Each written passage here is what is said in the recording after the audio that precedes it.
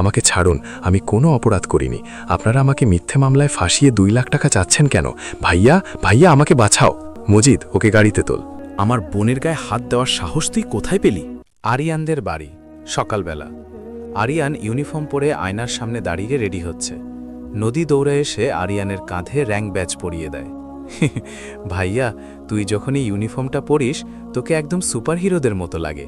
আমি তো দেশের সুপারহিরো, আর তোর বডিগার্ড পাগলি একটা। মা হুইলচেয়ারে করে রুমে আসেন। আরিয়ান মায়ের পায়ে হাত দিয়ে সালাম করে। মা, আমার ছুটির আজ শেষ দিন, ক্যাম্পে ফিরতে হবে। নদীর দিকে খেয়াল রেখো। আর নদী, মায়ের ওষুধের যেন কোনো সমস্যা না হয়।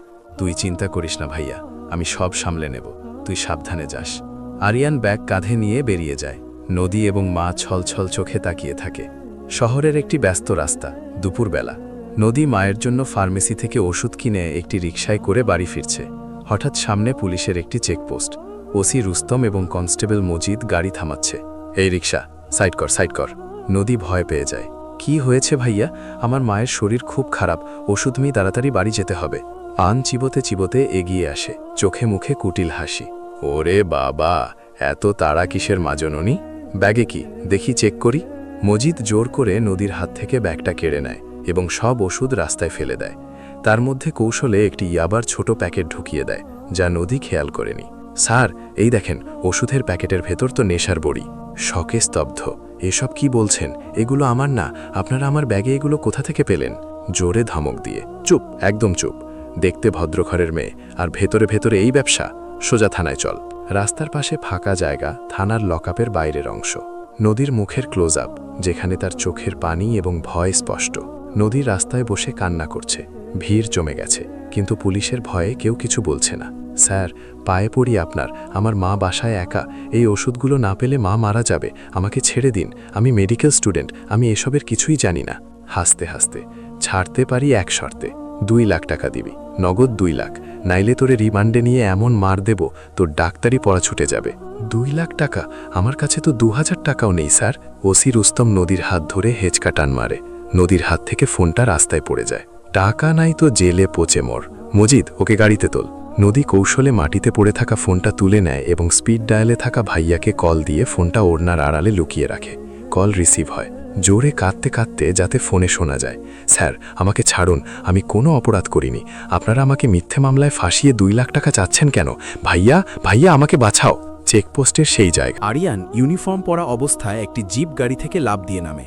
তার চোখে আগুন। সে দৌড়ে ভিড় ঠেলে ভেতরে ঢোকে। ওসি রুস্তম নদীকে গাড়িতে তোলার জন্য ধাক্কা দিচ্ছে। ঠিক তখন একটি শক্ত হাত রুস্তমের কলার চেপে ধরে। দাঁতে দাঁত চেপে, আমার বোনের গায়ে হাত দেওয়ার সাহস তুই কোথায় পেলি? রুস্তম ছিটকে মাটিতে পড়ে যায়। কনস্টেবল মজিদ লাঠি নিয়ে তেড়ে আসে। আরিয়ান এক লাথিতে তাকে ফেলে দেয়। উঠে দাঁড়িয়ে রাগে কাঁপতে কাঁপতে, তুই কে রে? পুলিশের গায়ে হাত তুলিস? জানিস আমি কে? আমি এই এলাকার ওসি রুস্তম। তোকে আমি এনকাউন্টার দেব আজ। রুস্তমের চোখের দিকে স্থির দৃষ্টিতে তাকিয়ে, তুই তো পুলিশের নামের কলঙ্ক। তোর মতো 2-4টা কুকুরের জন্য পুরো ডিপার্টমেন্টের বদনাম হয়। তুই জানিস তুই কার গায়ে হাত দিয়েছিস? আরিয়ান নিজের আইডেন্টিটি কার্ড বের করে রুস্তমের মুখের সামনে ধরে। আমি captain Aryan, Bangladesh army commando. বর্ডারে নিজের রক্ত দিয়ে দেশের মানুষকে পাহারা দিই, আর তুই দেশের ভেতরে বসে রক্ষক হয়ে ভক্ষকের কাজ করছিস। চেকপোস্ট। ওসি রুস্তমের চেহারা ফ্যাকাশে হয়ে যায়। সে ঢোক গেলে। ঠিক সেই মুহূর্তে পুলিশের একটি বড় গাড়ি এসে থামে।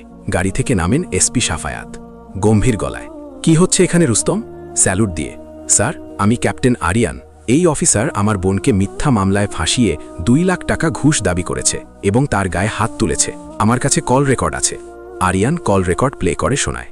এসপি সাফায়াতের মুখ রাগে লাল হয়ে যায়। রুস্তম, তোমার বিরুদ্ধে আগেও অনেক কমপ্লেন ছিল।